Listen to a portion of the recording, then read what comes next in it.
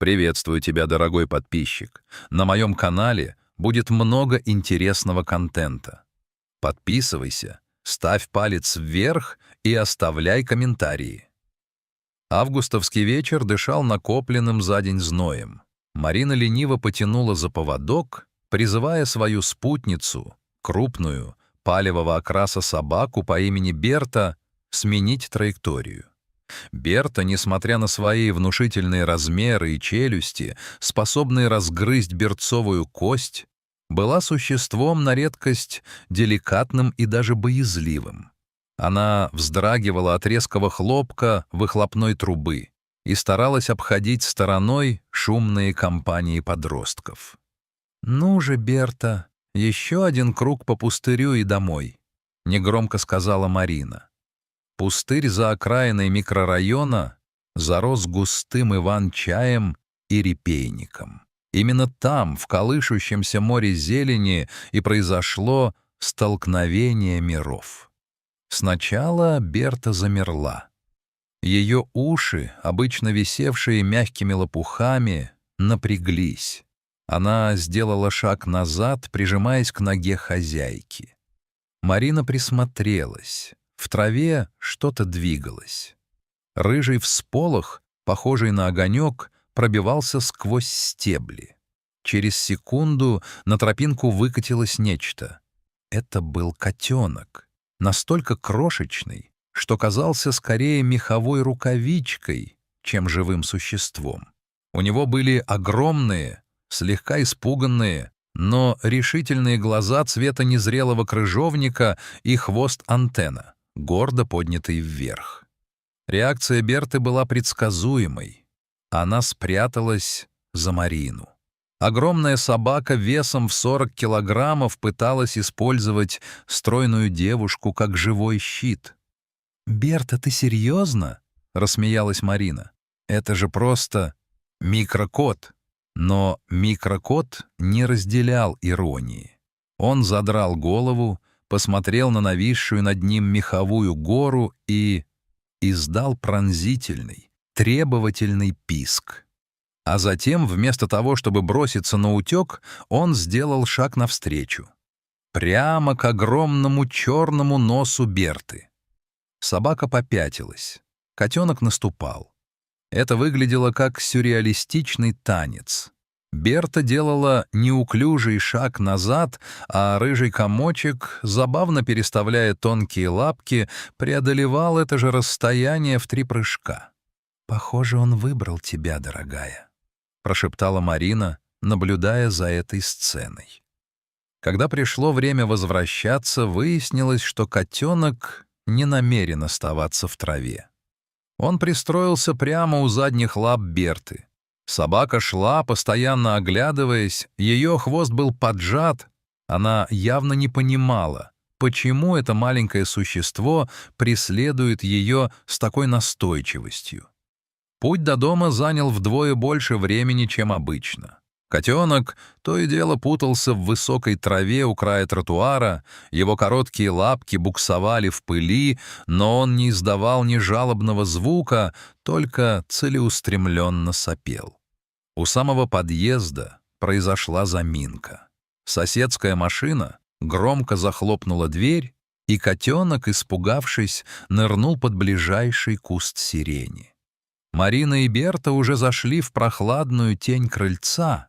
Девушка потянулась к ключам, но почувствовала сопротивление поводка. Берта не двигалась. Она стояла, повернув голову к кустам, и тихо, едва слышно поскуливала. Она ждала. «Иди ко мне, малыш», — позвала Марина. Рыжий огонек вынырнул из-под листьев. Увидев, что его большой друг на месте, он пулей пролетел открытое пространство и уткнулся в пушистую шерсть на скакательном суставе Берты.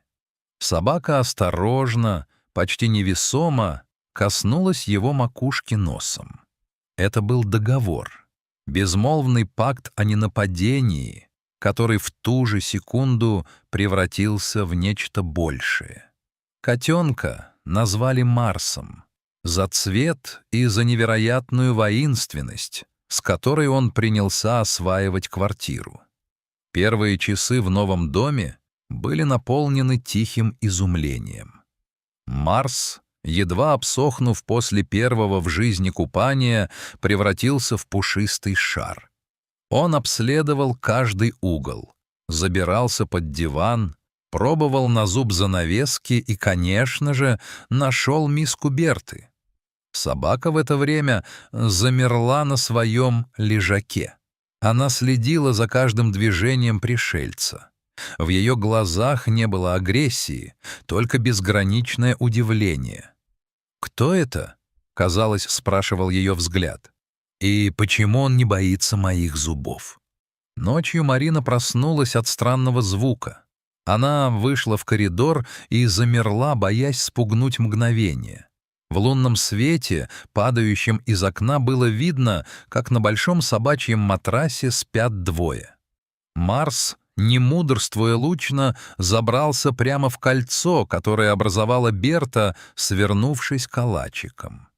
Он уткнулся носом в ее теплый бок, а собака, положив голову на лапы, едва заметно подрагивала во сне хвостом. Она не просто пустила его, она приняла на себя роль стража. Удивительно, как присутствие кого-то более слабого меняет сильного. Берта всегда была собакой-тенью. Она старалась не занимать много места, не привлекать внимания, часто пряталась во время грозы. Но с появлением Марса в ее осанке появилась новая стать. На прогулках, а Марс быстро приучился ходить на шлейке вместе с ними, Берта больше не опускала голову. Теперь она внимательно сканировала окрестности.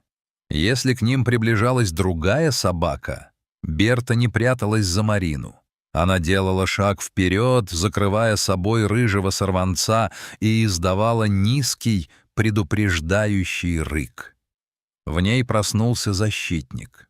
Марс же рос воплощением чистого любопытства.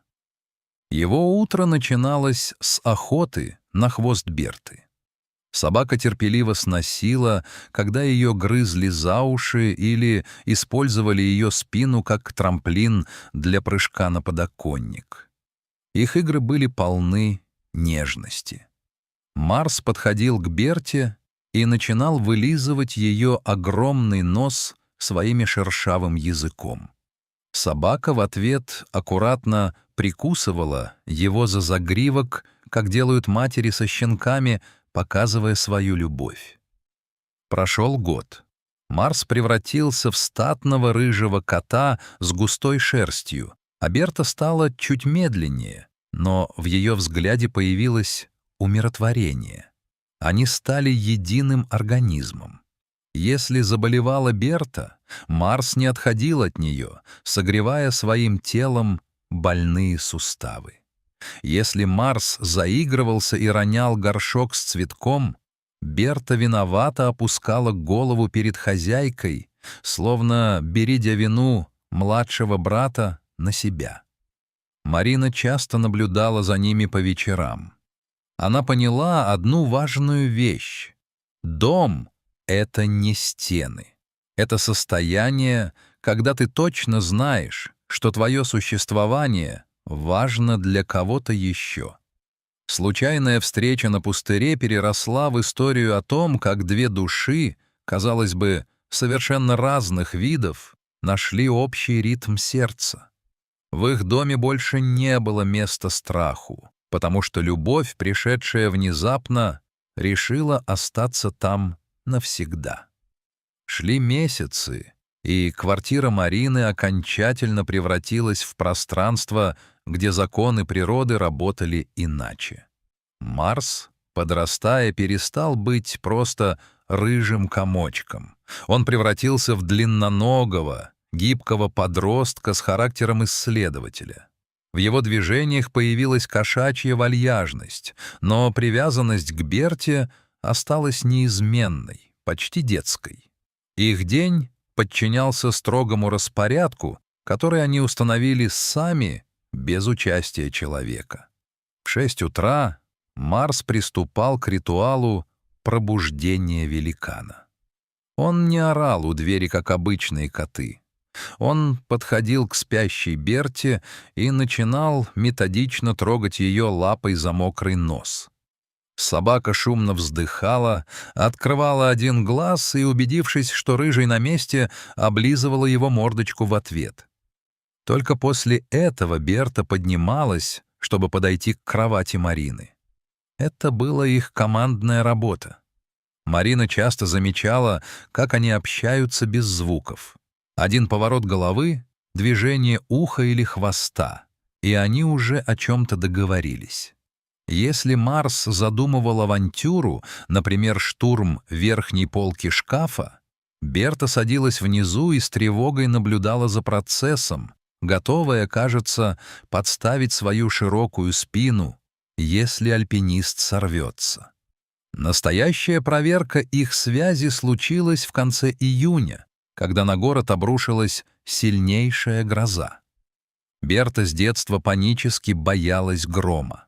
Обычно в такие моменты она забивалась в самый дальний угол ванной комнаты, дрожала мелкой дрожью и отказывалась выходить часами даже за самое вкусное лакомство.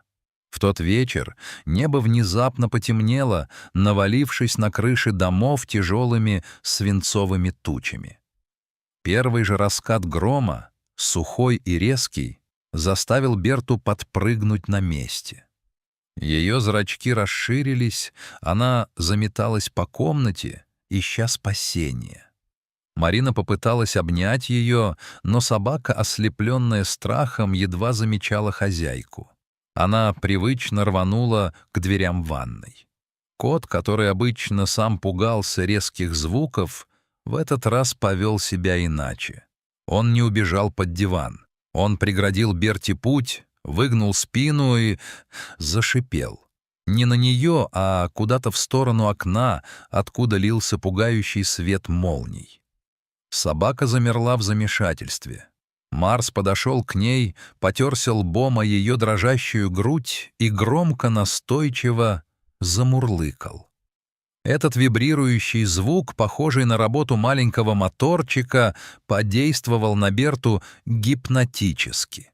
Она опустилась на пол прямо посреди коридора.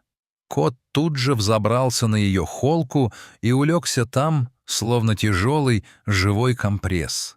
Каждый раз, когда небо взрывалось очередным раскатом, Марс чуть сильнее выпускал когти, словно говоря: «Я здесь, я держу тебя, мы в безопасности». Через полчаса Марина обнаружила их спящими прямо в коридоре. Берта больше не дрожала.